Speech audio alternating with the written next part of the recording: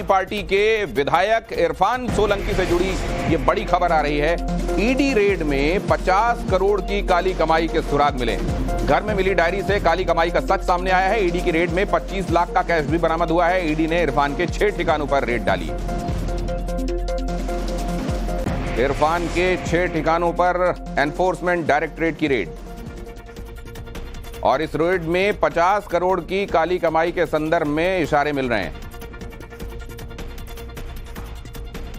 तो एक तरफ ईडी ने इरफान सोलंकी पर शिकंजा कसा है, दूसरी तरफ अपराध और अपराधियों को लेकर सीएम योगी का बड़ा बयान सामने आया है। सीएम योगी बोले, यूपी में अपराधियों पर कस दी गई है नकेल।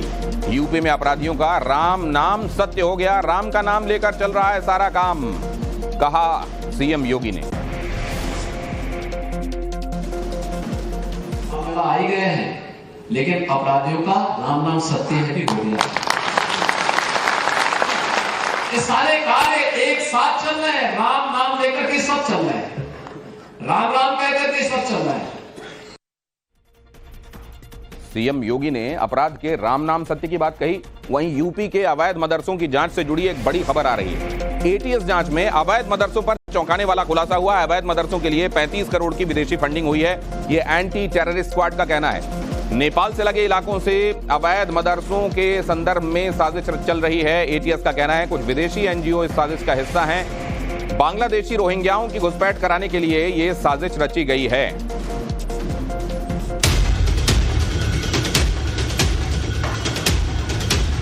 यूपी में चल रही अवैध मदरसों की जांच में एटीएस को कई सनसनीखेज जानकारियां मिली हैं। नेपाल से लगे यूपी के सरहदी इलाके में बांग्लादेशी और रोहिंग्याओं को साजिश कर पनाह देने की बड़ी साजिश का खुलासा हुआ। जांच में पता चला कि इसके पीछे कई विदेशी एनजीओ हैं जो बांग्लादेशी और रोहिंग्या मुसलमानों का फर्जी डॉक्यूमेंट तैयार कराकर मानव तस्करी का सिंडिकेट चला रहे हैं। सूत्रों का दावा है कि यूनाइटेड किंगडम की संस्था उमा ट्रस्ट नेपाल से सटे इलाकों में मदरसा निर्माण के लिए रकम भेज रही थी। लगभग 35 करोड़ रुपए भेजे जाने की जानकारी भी सामने आई है। हालांकि उमा ट्रस्ट की भूमिका इस तरह की गतिविधियों में पहले भी संदिग्ध रही है। कहा यह जाता है कि उमा ट्रस्ट लगातार बांग्लादेशी और रोहिंग्या मुसलमानों को भारत में शरण दिलवाने का काम करता था। इतना ही नहीं, उनका फर्जी दस्तावेज तैयार कर बकायदा मानव तस्करी के काम में भी लगा रहा। एसआईटी की रिपोर्ट के बाद यूपी में 13,000 अवैध मदरसों पर एक्शन की तैयारी है। एसआईटी ने इस तरह के अवैध मदरसों को बंद करने की सिफारिश की है। बता दें कि अधिकतर अवैध मदरसे भारत नेपाल बॉर्डर पर बने हैं। इन अवैध मदरसों के निर्माण में खाड़ी देशों से फंडिंग का भी शक है। साथ ही अवैध मदरसों में बच्चों के शारीरिक शोषण का भी खुलासा हुआ। और प्राइमेट 4 में अब बात स्मार्ट सिटी बेंगलुरु की। बेंगलुरु में पानी की बड़ी किल्लत हो गई है। सीएम से लेकर डिप्टी सीएम तक के घर में पानी की कमी की खबर सामने आ रही है। कई इलाकों में पानी के लिए लोगों की जद्दोजहद हो रही है, जो इन तस्वीरों में आपको नजर आएगी। पीने के पानी को बर्बाद करने पर जुर्माना लगाने का फैसला भी किया गया है।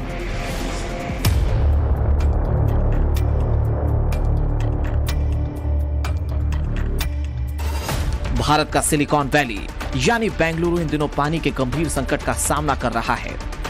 यहां मुख्यमंत्री से लेकर आम आदमी तक को जल संकट की परेशानी से दो चार होना पड़ रहा है। ये तस्वीरें इस संकट का बस ट्रेलर है। जल संकट से निपटने के लिए सरकार अब नए नए नियम और रेगुलेशन बना रही है। इसके तहत कार वॉश करते समय, गार्डनिंग करते समय, रोड कंस्ट्रक्शन या घर कंस्ट्रक्शन करते समय पानी के इस्तेमाल पर फिलहाल रोक लगा दी गई है। अगर कोई सरकारी फरमान का उल्लंघन करता है तो उस पर 5,000 रुपए का जुर्माना लगाया जाएगा। जुर्माने का यह प्रावधान Karnataka water supply and sewerage board की ओर से किया गया है।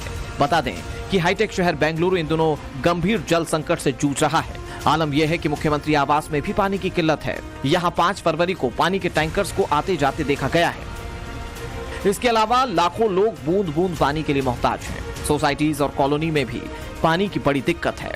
कई जगहों पर टैंकर से पानी मंगवाया जा रहा है। चिंता की बात तो यह है कि अभी गर्मी आई नहीं है। इससे पहले ही बेंगलुरु में पानी की किल्लत देखी जा रही है।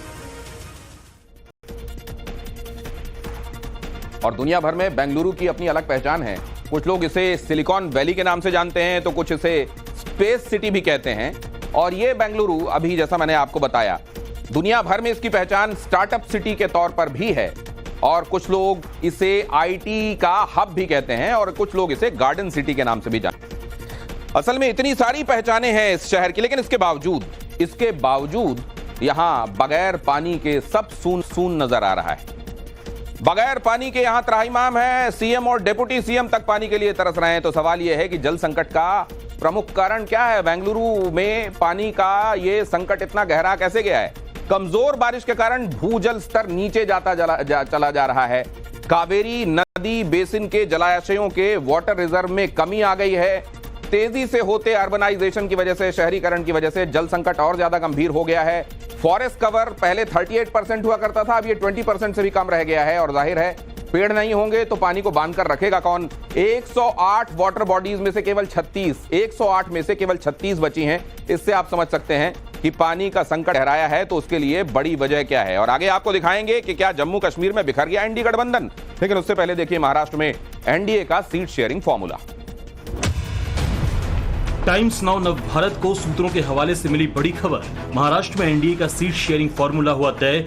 सीट शेयरिंग को लेकर अमित शाह की एकनाथ शिंदे और अजित पवार की मुलाकात हुई। इसके बाद महाराष्ट्र बीजेपी के नेताओं की केंद्रीय नेताओं से दिल्ली में हुई अहम बैठक।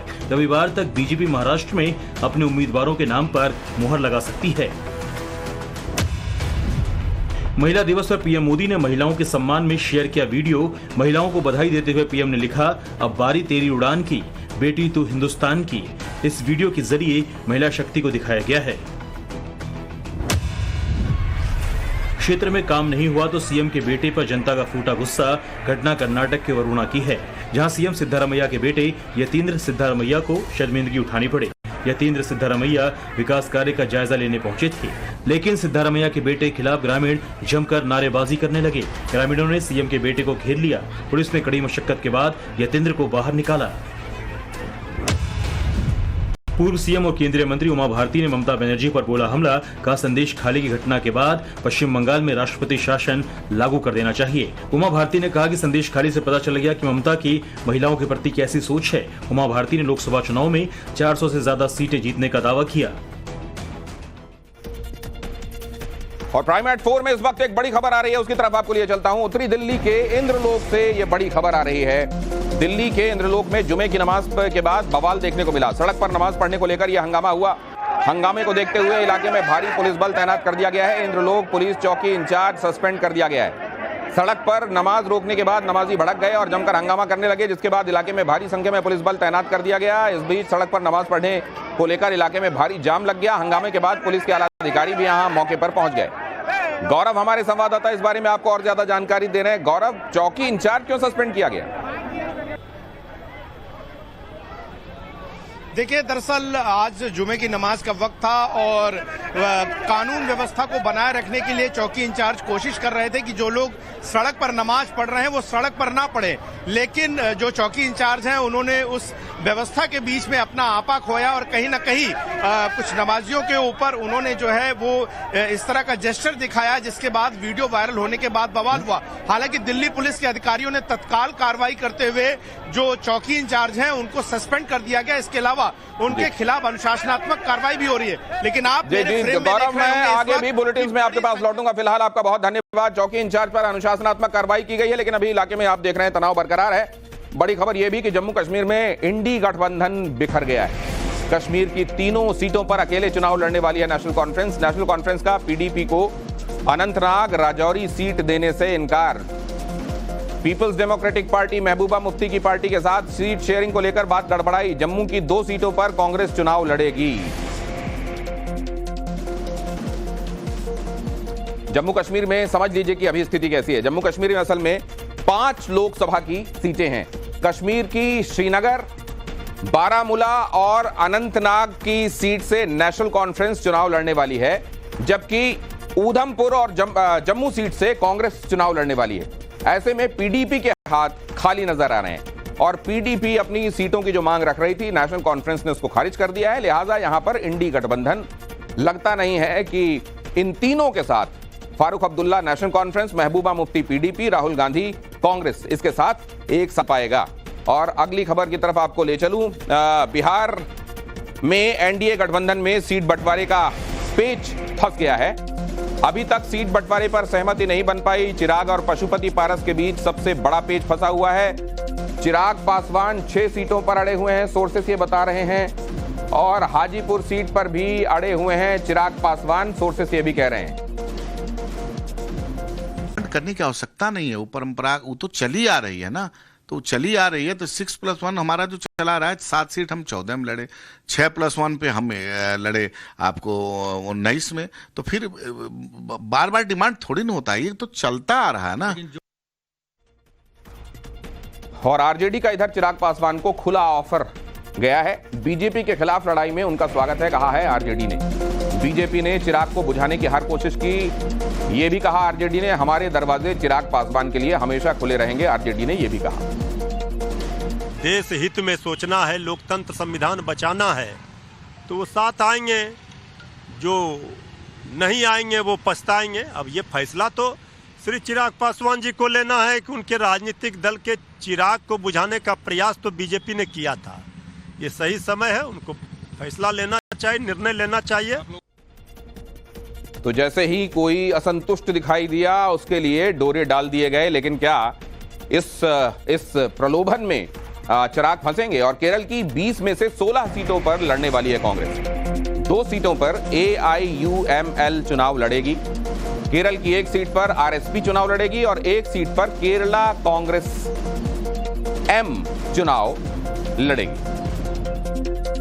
और आम आदमी पार्टी की तरफ से क्या खबर है वो भी देख लीजिए। आम आदमी पार्टी का लोकसभा चुनाव प्रचार अभियान शुरू हो गया, घर घर जाकर वोट मांगने वाले हैं आम आदमी पार्टी के कार्यकर्ता। 7 सीटें जिता दो, हम बनेंगे आपकी आवाज, केजरीवाल का यह कहना है। दिल्ली के साथ केंद्र गलत व्यवहार कर रहा है, केजरीवाल ने अपने कैंपेन में इस बात को भी अंडरलाइन किया है।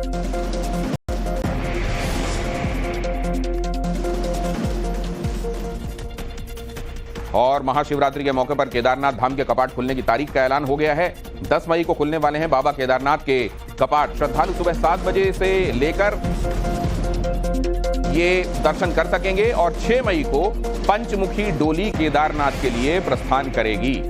श्रद्धालु सुबह 7 बजे से दर्शन कर सकेंगे। 10 मई को बाबा केदारनाथ के कपाट खुलने वाले हैं, 7 बजे से दर्शन शुरू हो जाएंगे और 6 मई को पंचमुखी डोली केदारनाथ के लिए रवाना हो जाएगी। और महाशिवरात्रि पर मंदिरों में भक्तों का तांता देखने को मिल रहा है।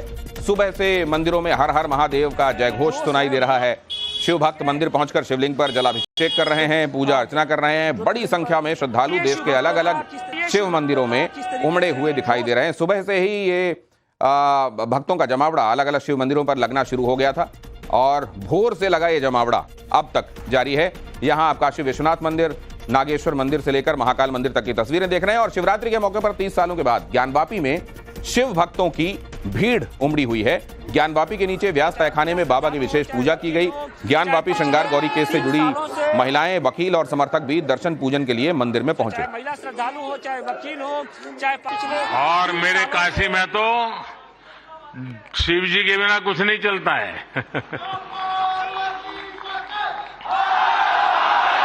महादेव।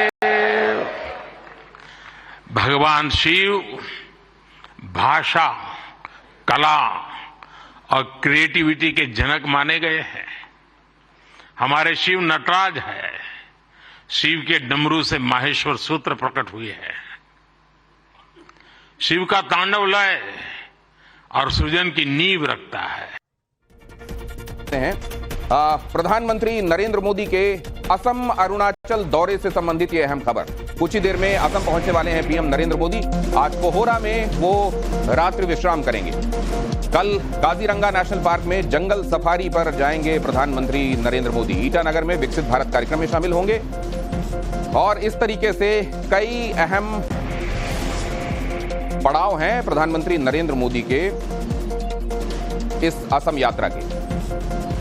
और आगे बढ़ें, पीएम नरेंद्र मोदी के असम दौरे के संबंध में ये खास बातें आपको बताते चलें।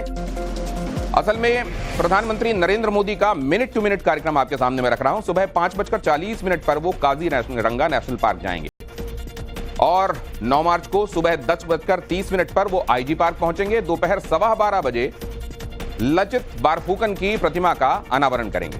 दोपहर 12:45 पर जोरहाट में अलग अलग विकास परियोजनाओं का उद्घाटन और शिलान्यास करेंगे। शाम 3:45 बजे सिलीगुड़ी में विकसित भारत कार्यक्रम के तहत विकास परियोजनाओं का उद्घाटन प्रधानमंत्री करेंगे और शाम 4:30 पर सिलीगुड़ी में जनसभा को संबोधित करेंगे। पीएम मोदी के इस दौरे की सबसे खास बात क्या है? प्रधानमंत्री के इस दौरे की सबसे खास बात यह है कि प्रधानमंत्री कल डबल लेन वाली ऑल वेदर सेला टनल का उद्घाटन करेंगे। ये एक बहुत लंबी सुरंग है जो बहुत ऊंचाई पर है। सेला टनल का उद्घाटन करने वाले हैं प्रधानमंत्री नरेंद्र मोदी। सेला टनल पूरी तरह से स्वदेशी तकनीक पर बनी हुई एक लंबी सुरंग है। दुनिया के सबसे ऊंचाई पर बनी सबसे लंबी सुरंग है ये। सेला टनल 13,500 फीट से ज्यादा की ऊंचाई पर बनी हुई है और टनल की कुल लंबाई करीब 12 किलोमीटर 11.84 किलोमीटर है। तो करीब 12 किलोमीटर लंबी ये टनल है और हजारों फीट की 13,500 फीट की ऊंचाई पर बनी हुई है। लेकिन अब सवाल यह है कि ये सेला टनल बनाने की आवश्यकता क्यों पड़ी और सेला टनल बनने के बाद से चीजें किस तरीके से बदलेंगी। सेला टनल स्ट्रैटेजिकली बहुत इंपॉर्टेंट टनल है, इसीलिए चीन भी इस टनल के बन जाने से घबराया हुआ है। इससे तेजपुर से तवांग पहुंचने में 1 घंटा से भी कम का समय लगने वाला है। इसमें और क्या होने वाला है, तवांग सेक्टर में एलएसी पहुंचने का एकमात्र रास्ता है ये, और इसीलिए यहां जब ऑल वेदर टनल बन गई तो इस रास्ते को उसने बहुत मजबूती दे दी है स्ट्रेटेजिक पॉइंट ऑफ व्यू से। ऑल वेदर टनल में सेना का 12 महीने मूवमेंट अब बगैर किसी रोक टोक के जारी रहेगा। सेना तीव्र गति से जो फॉरवर्ड पोस्ट हैं, अग्रिम चौकियां वहां तक पहुंचेंगी और चीन को माकूल जवाब मिलेगा। साथ ही तवांग से चीन की सीमा की दूरी अब 10 किलोमीटर घट जाएगी।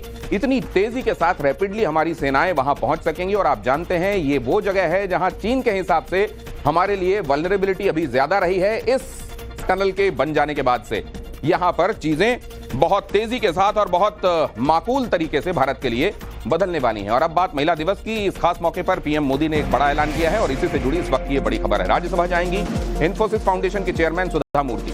पीएम मोदी ने राज्यसभा के लिए मनोनीत करने का ऐलान किया। राष्ट्रपति की तरफ से सुधा मूर्ति का नाम तय किया गया। महिला दिवस पर पीएम मोदी का ये बड़ा ऐलान। महिला दिवस पर प्रधानमंत्री नरेंद्र मोदी ने, आप जानते हैं 8 मार्च को महिला दिवस के तौर पर मनाया जाता है और प्रधानमंत्री नरेंद्र मोदी की तरफ से ये बड़ा ऐलान, यहां पर आपको ट्वीट देख रहे हैं जहां पर उन्होंने इस बात का ऐलान किया है कि सुधा मूर्ति राज्यसभा जाएंगी। अब सवाल यह है कि सुधा मूर्ति जिनके नाम का ऐलान किया गया है वो कौन है? मुझे खुशी है कि भारत के राष्ट्रपति ने सुधा मूर्ति को राज्यसभा के लिए नामित किया है। सामाजिक कार्य, परोपकार और शिक्षा सहित विविध क्षेत्रों में सुधा जी का योगदान असीम और प्रेरणादायक रहा है। राज्यसभा में उनकी उपस्थिति हमारी नारी शक्ति का एक शक्तिशाली प्रमाण है, जो हमारे राष्ट्र की नियति को आकार देने में महिलाओं की ताकत और क्षमता का उदाहरण है। उनके फलदायी संसदीय कार्यकाल की कामना करता हूँ।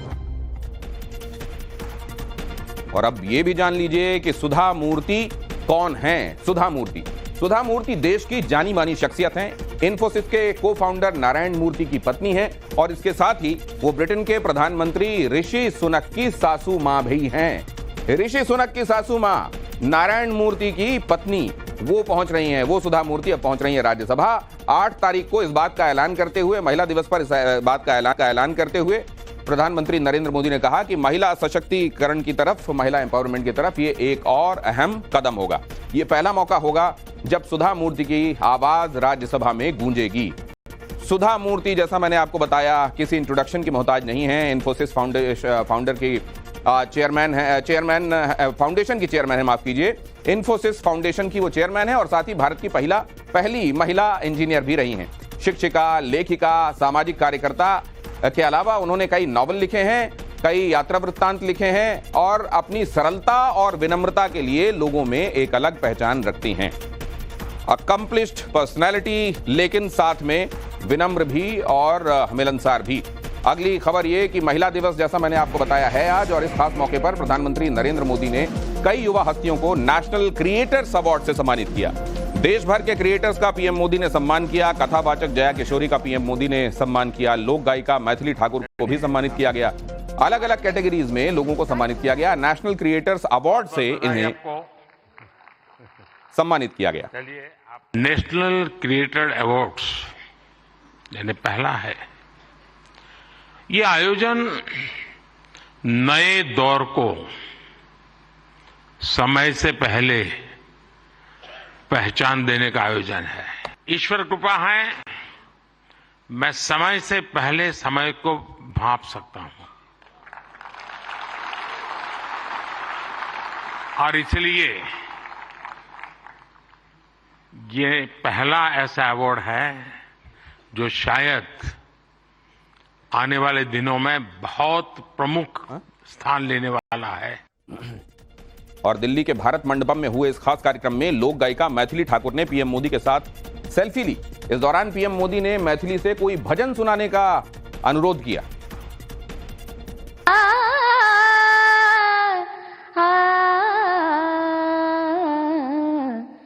डिमिक डिमिक डमरू कर बाजे, प्रेम मगन नाचे भोला भोला। डिमिक डिमिक डमरू कर बाजे, प्रेम मगन नाचे भोला। सिंही नाद बजावत गावत, सिंही नाद बजावत गावत, लटक रही बगली झोला भोला। डिमिक डिमिक डमरू कर बाजे, प्रेम मगन नाचे भोला। बहुत बहुत बधाई।